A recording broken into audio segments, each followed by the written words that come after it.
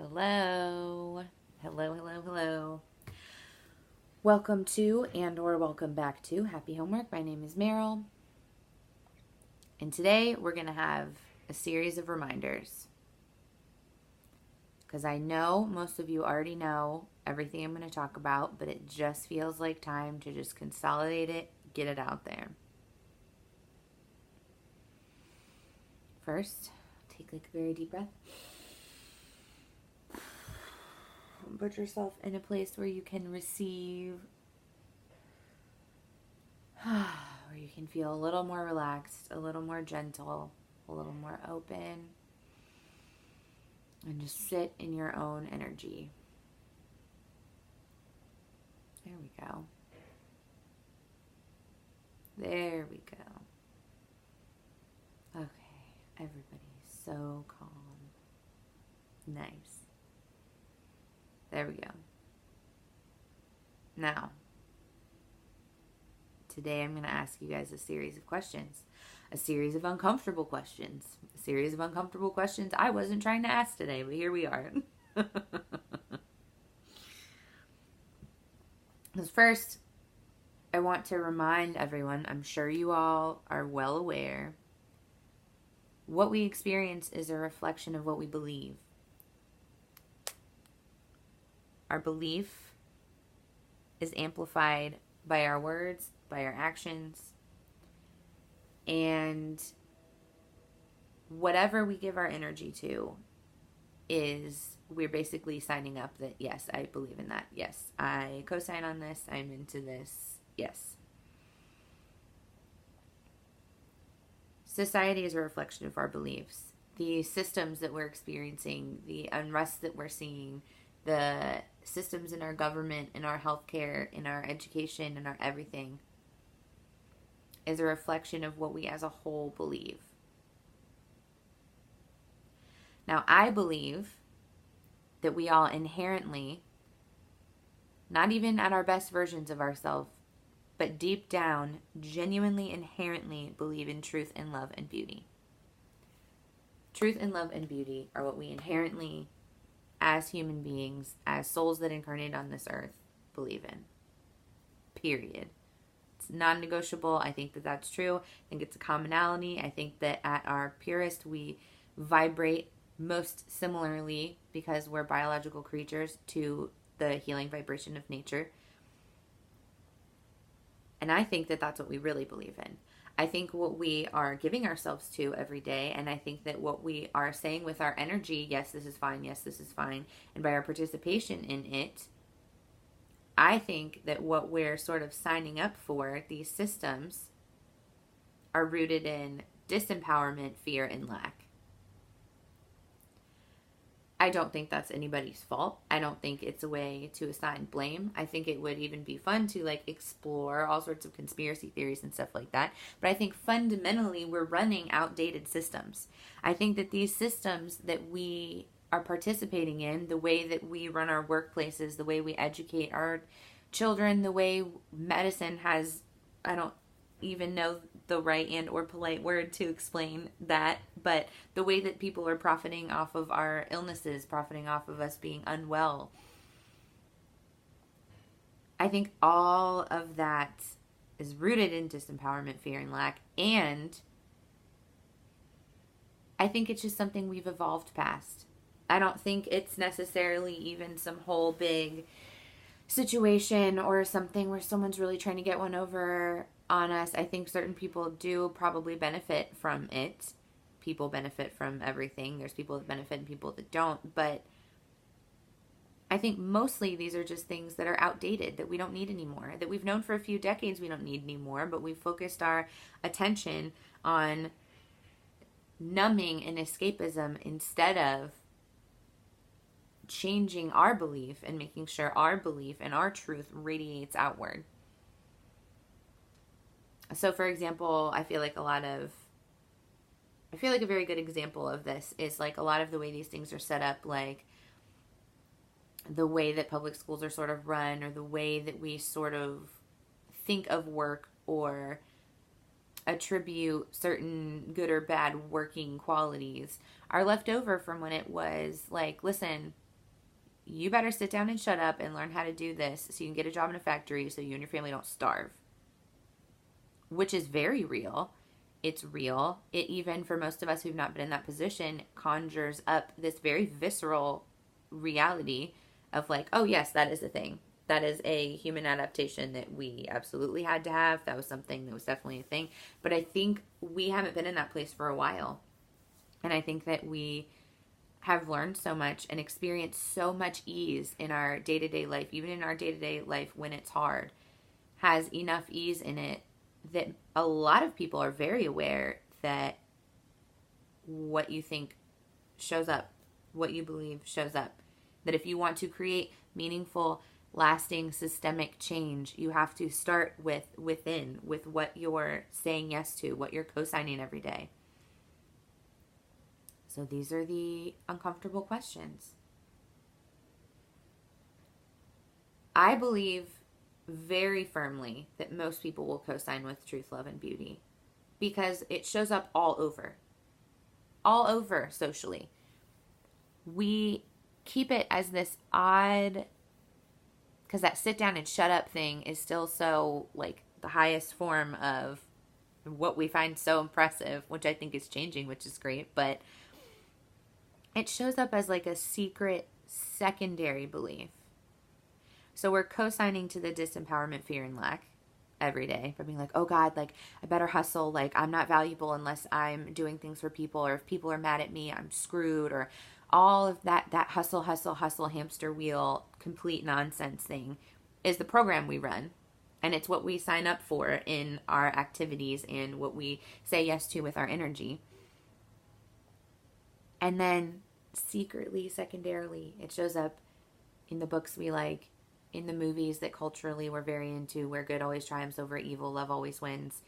It shows up in the shows that become a huge deal, or even that big sweep of shows that we're like 100% behind, like the anti-hero. Like even the anti-hero is a person with a heart and feelings and truth and love and beauty.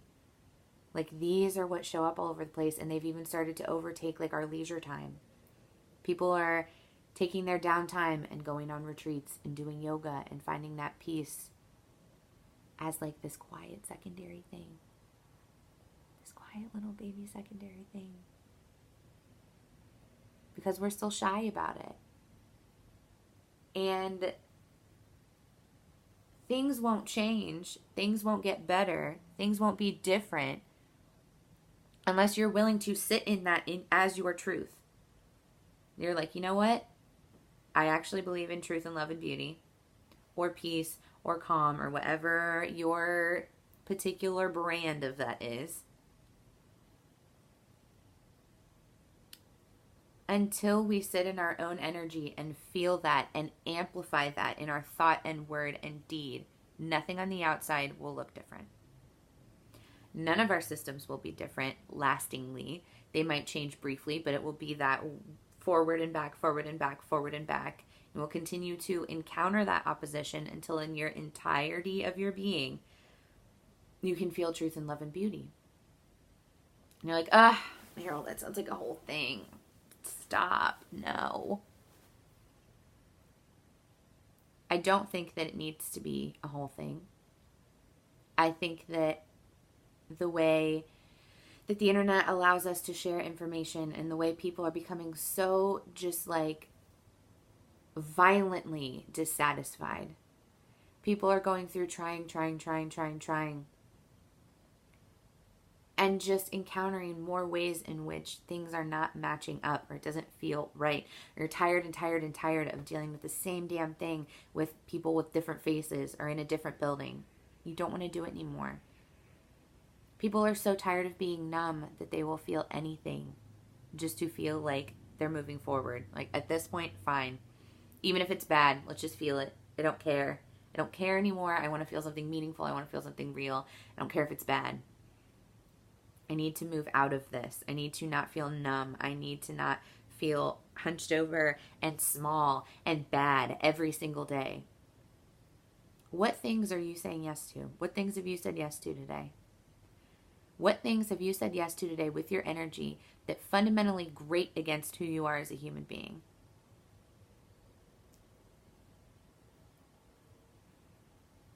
You don't have to sell all your stuff and go buy a boat and sail off into the sunset or do whatever.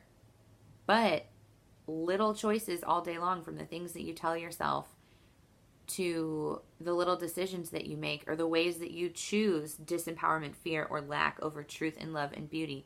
Nothing in your experience will have lasting change. Nothing for us as a society will have lasting change until we make that adjustment and put ourselves in alignment with what feels true to us, whatever feels true to you, whatever it is that feels true to you. But until you call back your own energy, and until you are willing to sit in that space of, what does this even feel like for me? Even if it's for like 3 minutes in your car. And the first time you do it, you might spend those 3 minutes crying, and that's okay. Let it move through you. Let how frustrated and tired you feel of disempowerment, fear, and lack. Let yourself be sad. Let yourself be so angry that that anger ignites some sort of change. Whether it's in your outlook, or little things that you do, or the way that you decide to talk to yourself. Any sort of change. You shift towards your alignment that feels natural bit by bit. In the same way that if you were all the way underwater, you were scuba diving, you don't just like hit the thing and go straight to the top because you'd get the bends or throw up or your head would explode or like whatever the thing is, I forget. But you don't do that. So the same with your vibrational energy. You don't jump from being terrified to feeling so happy. You hit these little markers in between. So if you make tiny shifts, big shifts, if you quit your job tomorrow, if you just decide to start looking at other jobs, if you love your job but realize you haven't been really taking care of yourself or your spirit, or you want to take up something that makes you feel really good, like you want to start gardening, all of that is scooching you closer towards alignment. But if you are giving away huge chunks of yourself every single day just to stay part of a system that makes you feel disempowered, terrified, like you have to hustle or you're not worth anything, then nothing is going to change. Nothing's going to get better. That system, you give your entire self to that system doesn't give back to you, baby. That system takes and takes and takes and takes and takes and takes, because that's how it's designed. Fear is a bottomless pit of total nonsense. Of total nonsense. There are ways for you to make rent. There are ways for you to pay your bills. There are ways for you to take care of your children that don't require you to completely sacrifice every single thing about yourself. I promise you.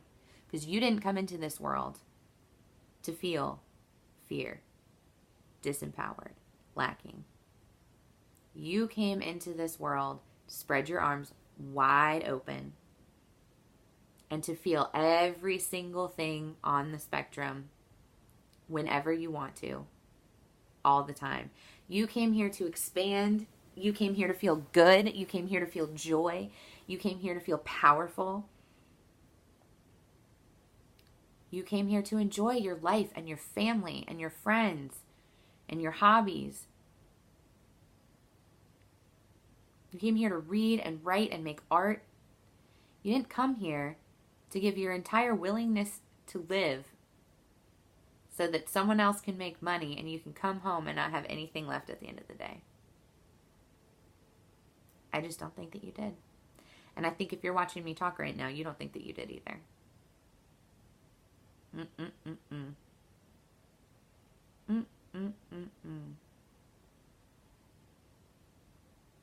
How many separate occasions during the last 24-hour period did you pretend to be cool with something that was not cool with you at all?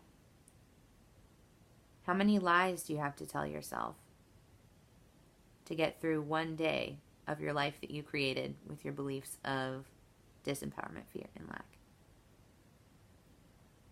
And that's a question for reflection, baby cakes. That's not a question of, you did this to you. No. That's not what we're doing. We're exploring. We're saying, oh my God, how did I? Did I? Oh my God, did I? How? That's what we're doing. We're not blaming. Because it's an outdated thing. It's something you were taught. It's how you were brought up. It was, you better do that or people aren't going to love you. You better be like that or people aren't going to like you. You better sit down and shut up, otherwise you're not going to get the stuff you're supposed to be getting. You better sit down, shut up, and not make trouble. Otherwise you're going to get in trouble. We just evolved past that. That doesn't serve anybody anymore, baby. It's hurting you. It is hurting you, I promise. And if you've reached a fever pitch of numb, where you have made yourself so small and put your feelings so far on the back burner that you almost can't even breathe anymore, I got news for you. Big news, important news, front page, above the fold, ass news. You can't make yourself smaller. You're a vibrant human spirit made out of stardust and carbon and water and all sorts of stuff. And you came here to take up space. That thing you're trying to do to make yourself so damn small you don't bother anybody, you can't do it. It's not possible. Okay? I promise. That's the thing. You don't deserve to spend all day, every day trying to do a thing that's not even possible. No. You don't deserve that.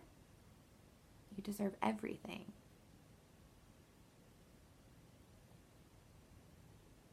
It's not possible. You take up space. So I invite you, I ask you, I implore you to, instead of just trying not to take any space up or make any noise, I invite you to shift that conversation and ask yourself, how do I want to take up space? What noise do I want to make? Because you can't stop either of those things from happening. You're going to get up and be a person every single day, whether you never leave your house, whether you contribute to everything with your energy. If you are alive, I'm sure even if you're not alive, but your spirit contributes. You're contributing to the energetic conversation all the time. You take up space, whether you hide in the back of a room or not. What type of space do you want to take up? And that shouldn't, as uncomfortable as sometimes and triggering as these type of questions can be at first, that kind of like make you go like that. And you're like, oh, wait, what did I say yes to all day that actually feels so wrong? It should ultimately and inherently leave you with this sense of encouragement, because each sort of self-audit like that is meant to scoot you closer to things that feel like you and feel like home. You should never leave any sort of alignment-y, trying to improve yourself, learning about yourself type situation without at least feeling like you're getting closer to who you are or how you want to be. You should feel more like yourself, not less like yourself. And if the unfortunate case that happens is you shift to feeling like yourself and realize, like, once you've made this shift, so you're learning, listening, whatever, and you're like, oh my gosh, this feels true. This feels like me. This feels like home. This feels exciting. This makes me feel like a person. This makes me want to do stuff. If you shift into that space, and what you find is that what you have left, what your life looks like, doesn't feel like that. That is something that might not feel very good. That is something that might be triggering or feel kind of strange or make you feel very like frustrated, but you're allowed to make little shifts all the time. You're allowed to go to bed and be like, okay, I just realized that like maybe a lot of the stuff that I'm doing or the way that I'm living doesn't reflect like, and invoke whatever you believe in, science, turtles, God, other deities, whatever. Invoke any of that, the universe. Be like, I want to feel like this. I know that I'm here. Please help me. And make little tiny shifts all the time. All the time. Just that, I mean, the cataclysmic difference that makes, even just that shift in your mentality of being like, I am here and I would like to be here. This feels like this. I would like to feel like this. I'm aware of this, but I want to move towards this. That's huge. That's one of the biggest things that can ever even happen. That's the best. And it's enough. Because you're enough. You're more than enough. You're everything. Everything's going to be fine. Everything's going to be more than fine. It's going to be amazing. Because you're on a human journey. The human journey. The spiritual journey. Both of them. All of them. I think it's the same thing. But people differ. Whatever. You as a person are constantly trying to expand. Expand, expand, expand. And if you've been caught in these patterns of trying to make yourself small, your whole soul's like crying. It just wants to run. It just wants to be in a field. So actually, I wasn't going to do this, but real quickly, let's do... What time is it? Sorry, Friendaroos. Mama's got the schedule. Oh, okay. We're good. So actually, I want to do something. Oh, okay. Go ahead and get yourself comfy, pause the video, light a candle, do whatever you got to do, or just listen and do this as like an exercise later, okay? Because I have a feeling that for a lot of you, this is going to be really powerful, and this is a good moment. Do me a favor. Sit still, sit quietly. And I want you to take the deepest breath of your whole life. I want it to go like from your toes all the way through your whole body. Ready?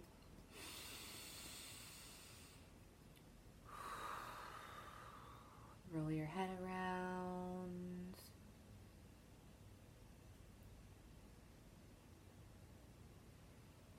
There we go. Now close your eyes if you'd like. And I want you to imagine that you're walking in a field. We're talking early Windows 2000s wallpaper, vast, expansive, bright green, just field. Wherever it is, just let your imagination come up with something good. Rolling hills, bright blue sky, bright green grass.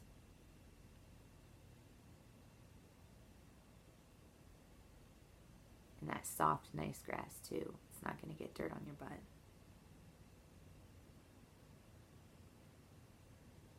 The sun is so bright. And there's this breeze that's so warm. It moves over your whole body. And you just stand there and take it all in. And you're so, so, so alone out there with nature. But you don't feel alone at all. There's big, white, puffy clouds.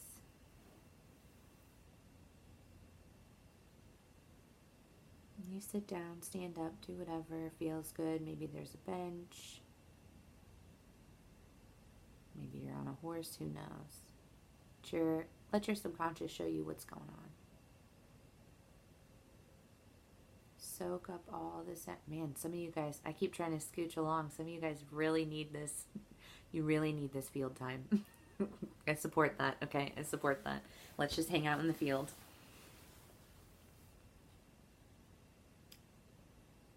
Just let the sun shine all over you. Take a big, deep breath.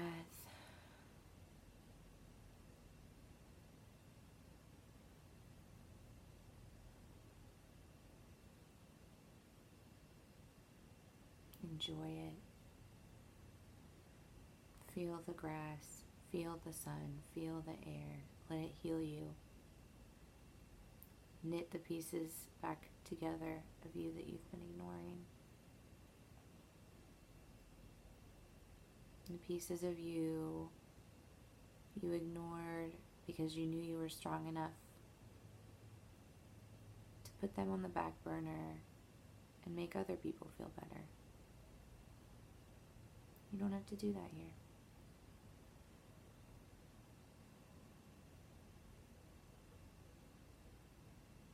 don't have to do that anymore. In fact, you know that people have to be responsible for themselves and their own emotions and their own energy, and that you have to take care of yourself.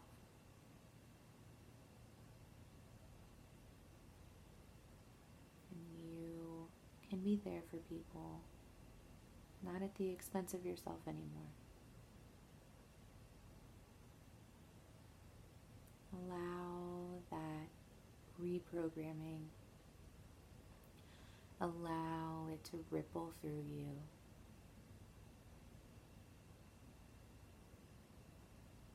Feel what it feels like to be at peace and to be in your own energy.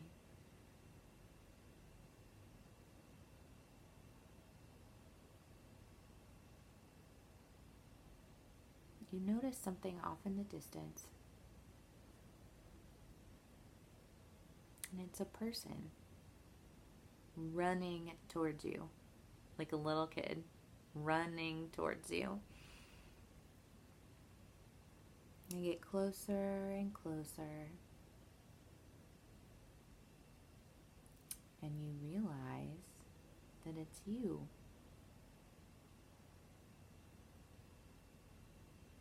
Now let this version of you show up however they want to.